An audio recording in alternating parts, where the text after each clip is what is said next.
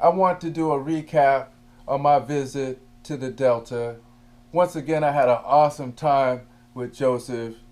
He caught a lot of fish, and I learned quite a bit. So, I want to break down some of the differences and overall what we were running with.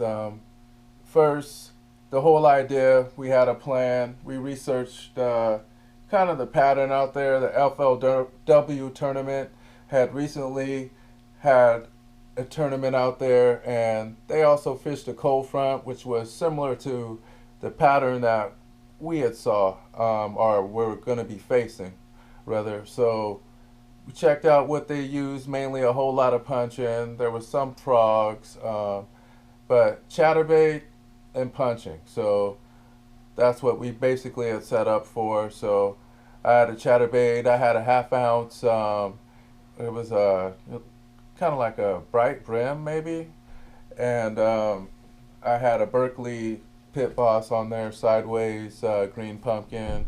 Whereas he had a sexy shad. I believe he had maybe a 3/8 to a half ounce. Unsure, but he had this scary motto Yamamoto type shad, green pumpkin. That was what they had used in the tournament, and both running medium heavies. I was using straight braid, 30 pounds, no leader.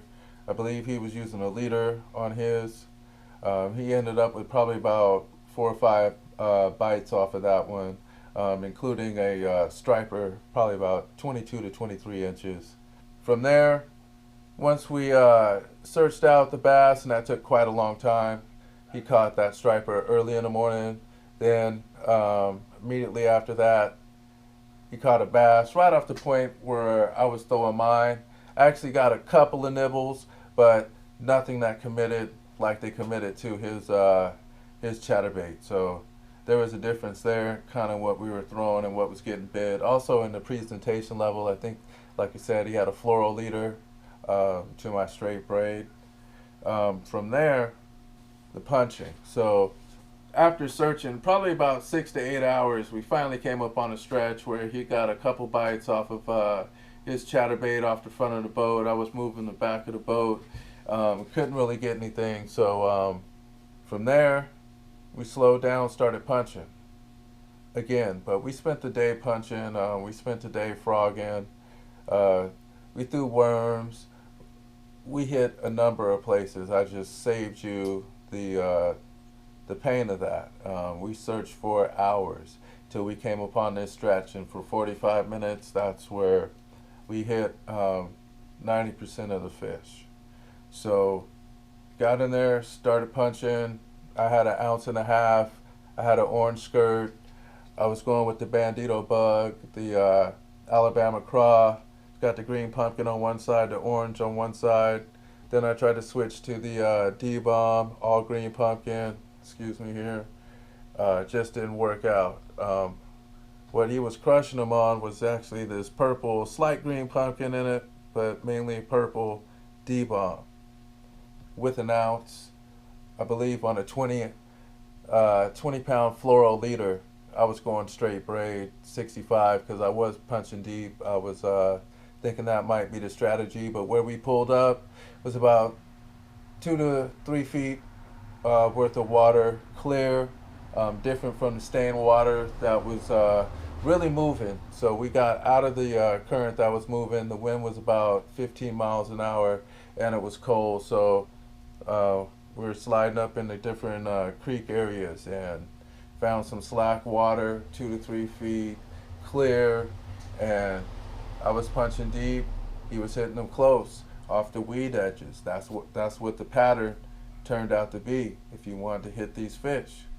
So hitting right in the forks of the weed. So that's where they were coming from. He got way more than I got on film. I'd say 20 plus fish, and the majority of them off of punching. So that's what it looked like that day. He had an ounce on. So in addition to the ounce, the fluoro, so invisible to the fish, and the slower drop, that turned out to be what pulled out the fish. I managed to get one, and it was off the edge. We spent hours punching deep.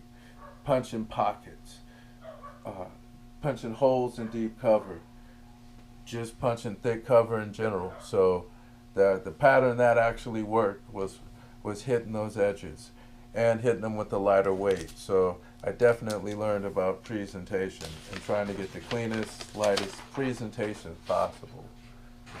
So I already went over that, using the chatterbait to find those fish and slowing down and punching. So the improvements I learned, I have two 7.3 medium heavies. I'm going to go ahead and put all fluoro 15 on one, and from there I'm going to keep the braid on the other, but be able to move with different leaders, 15, 17.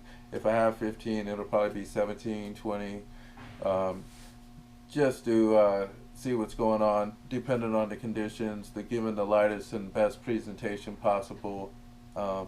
My 7 medium heavy should be here hopefully tomorrow. Been waiting on that one because that is the main thing in my arsenal, to probe and find out fish, both moving and also slow with the jig as I'm starting to work the jig. I would like to have that also in my arsenal till I really know what's going on. I like my 7.3s. I do like them for some jigs, but I also like them for weighted and unweighted Cinco and that style fishing, because I can really get my Cincos out there. I can pull in line quickly. Just works out better. My 7-foot's a workhorse, so looking forward to getting that and getting it strapped up and getting it in my arsenal. But with that one, debating now 15 or 12 on that one, or maybe keeping the braid and having a 12 leader, and probably going with the double uni knot. If you have any suggestions on the type of knots you use for your leaders, but this weekend I had a hard time. I've been getting away with this little, I don't even know what to call it, type of knot that just came to me that I've caught all my fish on thus far, but it was giving me problems this weekend. So I'm going with a double uni knot with the braid, the fluoro, to see if that will just help me out a little bit. So that's what I learned. If there's anything that you want to add, because on my other video I heard I was using the wrong cover, I was punching the wrong places, so I wanted to give you as much detail about the day that was going on as possible.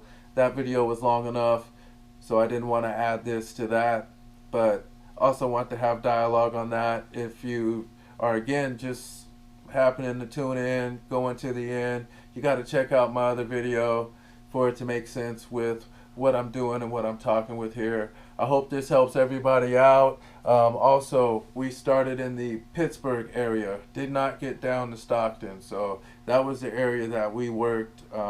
Pretty windy, and then just the way the tides were moving, we decided to stay up in this area for now and for it to be our first run out there. But again, had a lot of fun. Thank you for being with me here this long. Thank you. Largemouth Lumpkin loves you back, and stay tuned for the next one.